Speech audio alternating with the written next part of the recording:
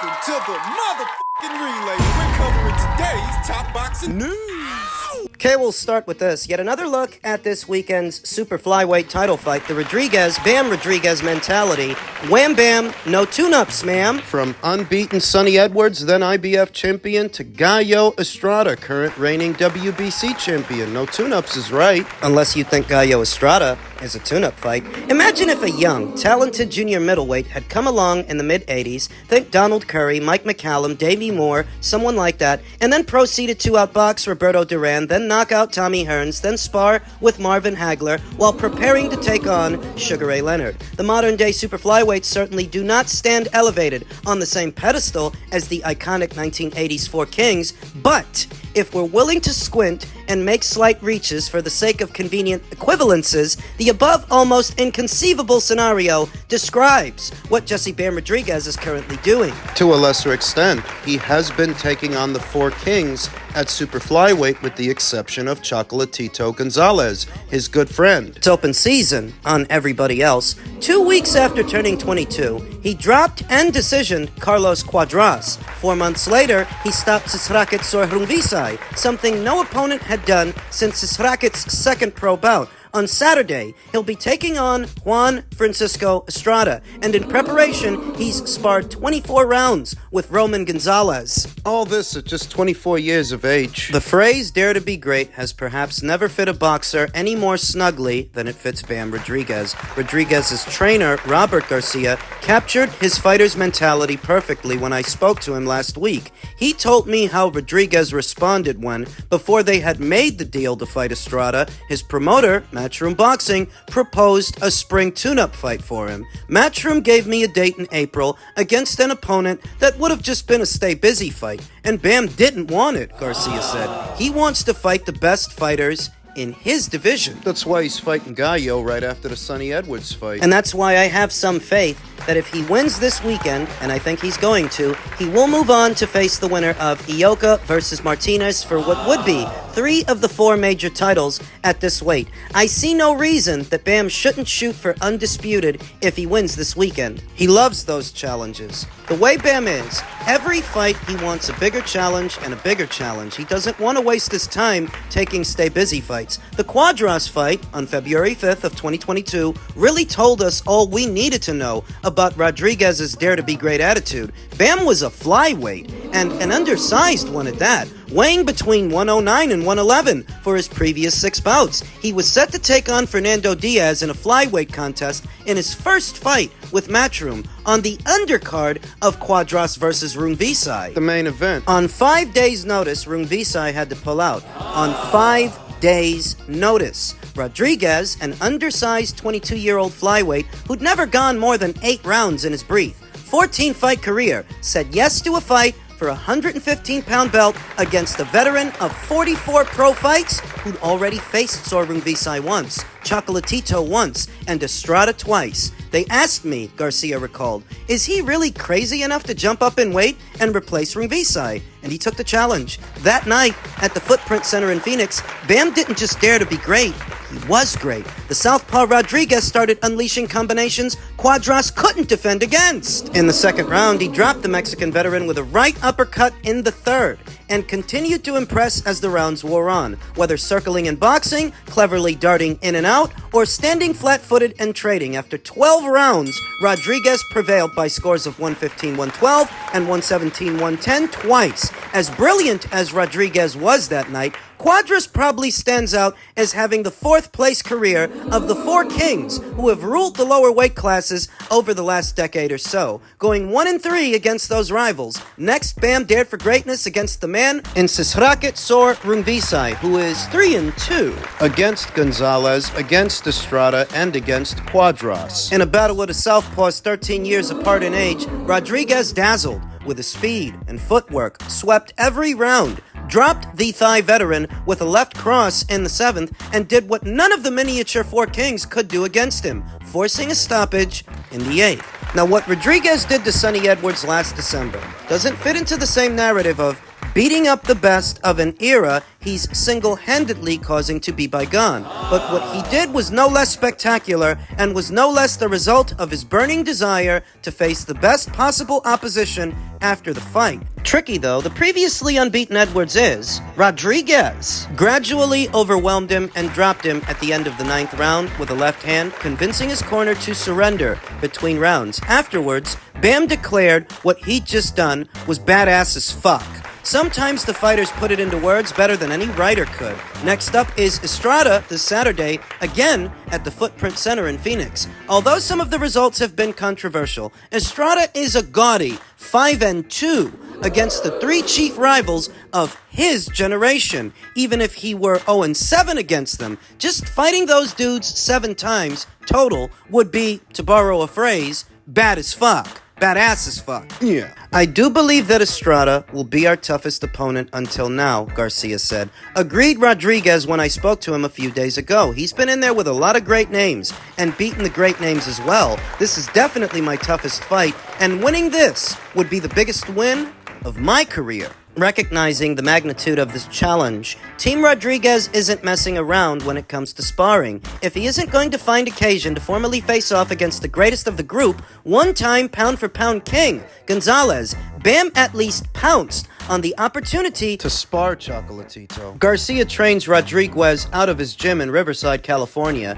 and he learned a few weeks ago that Gonzalez, who's scheduled to fight next month on the 12th in his native Nicaragua, was training about an hour away in Coachella. I got a call from Mr. Akihiko Honda, who promotes Chocolatito and helps with Bam also. Garcia explained, he said, if I was interested, we could have them do some sparring sessions. And they did. The long and the short of it is that Bam Rodriguez has the kind of career that you really can't complain about. He's doing what you would want a fighter to do, fighting the very best fighters anywhere in between flyweight and super flyweight. The only criticism I've seen levied against Bam is that the 4 kings are not here today who they used to be, that they're older and they're weathered. Which is true, but Sonny Edwards was an unbeaten fighter in his prime, and you see what he did to him. Now he's fighting Gallo Estrada, and maybe Gallo is up there in age. Sure. But who else is he supposed to fight for the WBC title? What is Bam supposed to do? Not fight him? What would the story be then if he didn't? Based on how Bam has navigated his career so far, I am confident ahead of this weekend's fight that if he wins, he will target the winner of Ioka versus Martinez for what would be 3 of the 4 major titles at this weight. Then he can cap off his campaign by fighting Kosei Tanaka. A 4-division champion. Not an old man, he's a young fighter, though still very accomplished, and you'd never know it because the American media doesn't talk about him. They rather just keep talking about the same people over and over. I see no reason why Bam Rodriguez shouldn't do at super flyweight what Naoya Inoue has already done at bantamweight and super bantamweight. Shoot for undisputed. Take out the competition, take out the other champions, put distance between yourself and them the best way you can by fighting them and beating them. That's how it's done. I anticipate a good fight this weekend. I anticipate that even though Gallo Estrada is a bit up there in age and he's been out a while, he can still put up a fight. Put up a fight against Gallo like, say, Mavis Breedis put up a fight against Jayo Pataya in their recent rematch. Gallo can put up a fight. He can make it a fight. But I think Bam will win, and in winning, he will effectively become the WBC champion once again. So let's get an undisputed run going here. In men's welterweight news, Eimantas Stanionis, unbeaten up-and-comer Eimantas Stanionis, who's in a pole position to become the welterweight division's WBA champion, he is exploring his options. He says, I haven't got a promoter right now. I'm a free agent. I was fighting for a bit of freedom in my last fight. I just wanted to be free. I don't have a manager as well. At the moment, we are speaking with various promotions, but we will see. He was fighting to be free. Fighting to be free from who? Free from the PBC? I mean, that's where he's been fighting. That if you wanted to see Eimantas Stanionis in action in recent years, you would have had to have seen him on PBC shows, as that is where he has been fighting. And if he so decides, he could choose to stay there, maybe unify titles with Mario Barrios. Mario just got elevated to full WBC champion. Now, I don't know how much money the PBC could shell out for a potential unification match between Mario and Eimantas Stanionis, because he says that he was fighting for his freedom.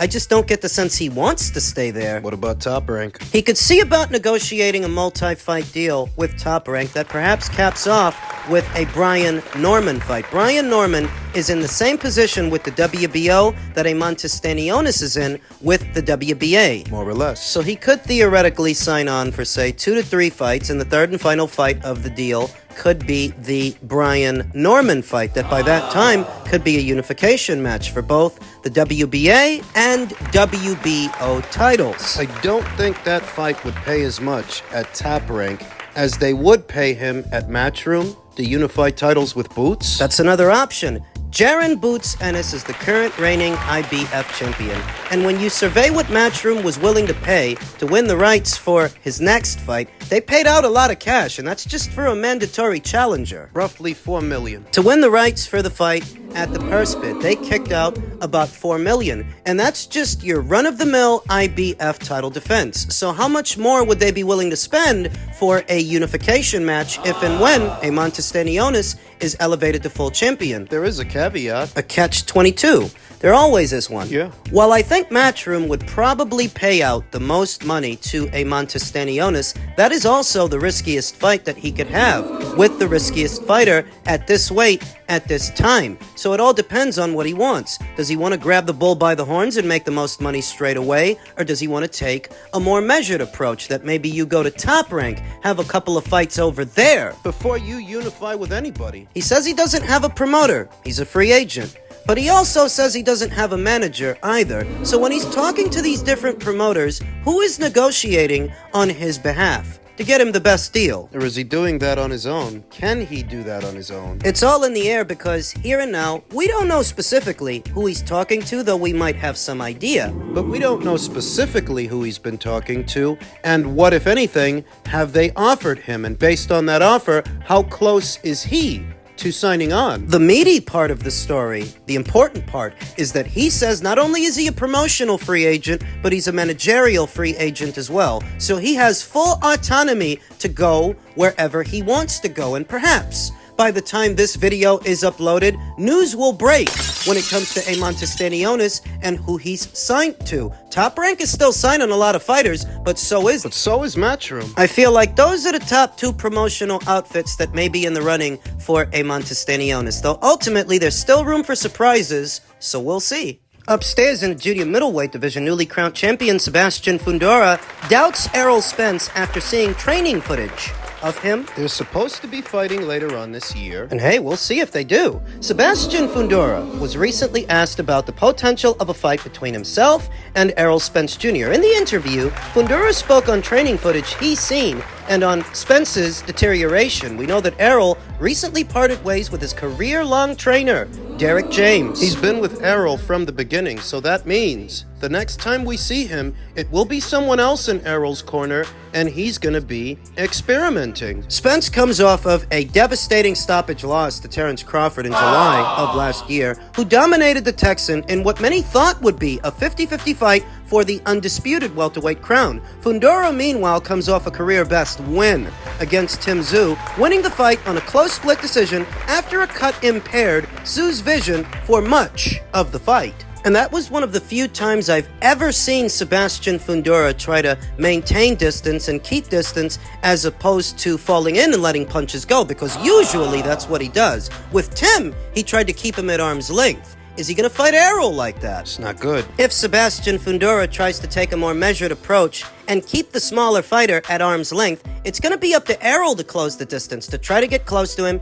and try to land punches. And that makes for a precarious situation because the night of, Errol will not have fought in well over a year's time. Ring rust. Errol will be experimenting with a new corner coming off a devastating knockout loss to Terrence Crawford. And this is who you want to come back and fight at a higher weight. Errol Spence Jr. did say a long time ago that he doesn't believe in tune-up fights, and he seems to be a man of his word, though it seems to be to his detriment. In the interview, which was posted to Twitter, Sebastian Fundora said he's seen training footage of Spence and said, the power, it could still be there, it's just, I've seen a couple of videos of him doing the mitts and all that, and it's just not the same anymore. Of Errol. It remains to be seen what version of Errol Spence we might see, especially after Spence is split from longtime trainer Derek James, following financial disputes. Sebastian Fundora doesn't think that Errol has it anymore, and I don't think he says that out of spite or pettiness or vindictiveness. He just doesn't strike me as that kind of person. I think he was just being honest about what he saw,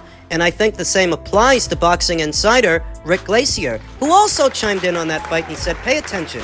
In early betting, Errol Spence is a robust 2.5 to 1 over Sebastian Fundora. I definitely like Fundora, as Spence is completely shot, including seeing his punch resistance has left him. This is a last money grab for Spence. Get down early on Fundora, as this line will smarten up. Wait, so the bookies have him a 2-1 favorite over Sebastian? Right now they do, but as the fight date is announced and as the fight date approaches, that could change. See what I mean, though? Sebastian's not the only one who thinks Spence doesn't have it anymore. That he's not the same? I mean, if the car accident didn't permanently damage him, the systematic beating that he took at the hands of Terence Crawford in July of last year, surely that did. My thoughts. Long before we got here, long before it became about Sebastian, and long before Terence Crawford laid a glove on Spence, here on this channel, I said that Spence might be a big welterweight, but he won't be so big at 154, and he won't be so strong. Because if you weren't strong enough to knock out a Mikey Garcia, I don't know how you're gonna knock out bigger guys up there at junior middle. This was before it became about Sebastian, before Terence beat him. This was years ago, because the idea that Errol might one day leave the welterweight division to move up to 154 Seemed like an eventuality. He can't stay there forever. So in a very general sense, I never actually liked Errol's chances at junior middleweight, much less under these circumstances. Rick Glaser thinks he's shot. He thinks he's cashing out. Sebastian Fundora thinks he's not the same fighter. He's seen him on the mitts, and something's missing. That's why it's hard to imagine that this fight will actually materialize. Is Errol really about to do this? Do this for the money? What money? This is not a big money fight. What do you think you and Sebastian are gonna do on pay-per-view? 200,000 if you're lucky. Very lucky. Don't forget that before Errol lost to Terence Crawford, he unified titles with Yordenis Ugas. Ugas, who had just beat Pacquiao. That pay-per-view didn't sell shit. The one with Spence and Ugas, it was reported to have done just north of 200,000 buys, and that's before Errol Spence Jr. lost. That pay-per-view didn't sell shit. So what's a pay-per-view with Sebastian Fundora gonna sell? It's a question.